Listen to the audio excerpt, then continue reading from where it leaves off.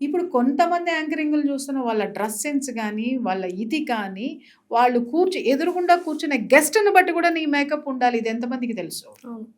నువ్వు చేసే ఇంటర్వ్యూని బట్టి నీ డ్రెస్ సెన్స్ ఉండాలి. ఇది ఎంతవరకు తెలుసు? ఎవరికి తెలుసు? అందరికీ తెలిసిందేంటంటే, ఈరోజు నాకిది నచ్చింది గాబట్టి, నేను ఇంత ఎక్స్‌పోజ్ చేస్తూ కూర్చుంటే అందరూ చూస్తారు గాబట్టి అనే దాంట్లో కూడా కొంతమంది ఉన్నారు. వాళ్ళని చూస్తే నిజంగా నాకు నవ్వొస్తది.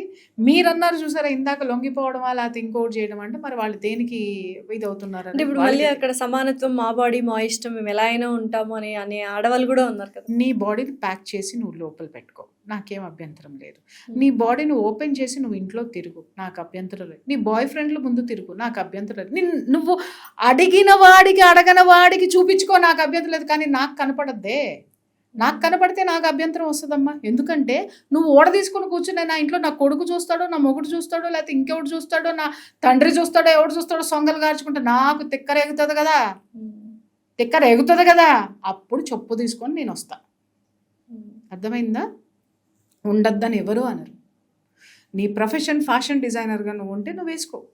పోనీ ఏదైనా స్పెషల్ ఎందుకు? సాంగ్ ఒక చేస్తున్నా స్పెషల్స్ ఉన్నప్పుడు వేసుకోండి. ఇప్పుడు నేను అన్నది అదేనమ్మా. అక్కడ సీట్‌లో కూర్చున్నప్పుడు కూడా ఒక యాంకర్ ఇంటర్వ్యూని బట్టి కూడా వాళ్ళు మౌల్డ్ చేసుకోవాల్సిన ఆహార్యాన్ని మౌల్డ్ చేసుకోవాల్సినటువంటి అవసరం ఉంది. ఆకారాన్ని మౌల్డ్ చేసుకోవాల్సినటువంటి అవసరం ఉంది. దాని ప్రకారం మీరు కూర్చోండి.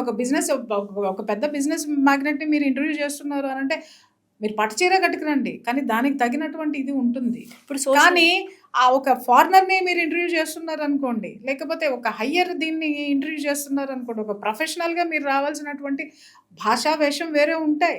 ఆ స్టైల్‌లోనే మీరొచ్చి కూర్చుంటేనే యంగ్‌స్టర్స్ చూస్తారు. యంగ్‌స్టర్స్‌కి మీరు చెప్పాల్సినటువంటి అవసరం దానికో డ్రెస్ ఉంటది, దానికొక ఇది ఉంటుంది.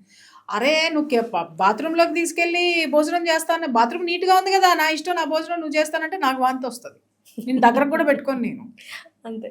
అంటే ఆ మాత్రం బాత్రూమ్‌కి నువ్వు భోజనం ప్లేస్‌కి తెలియనంత స్థితిలో మాకొచ్చి క్లాసులు ఈరోజు పీకుతుంటే మండుతది.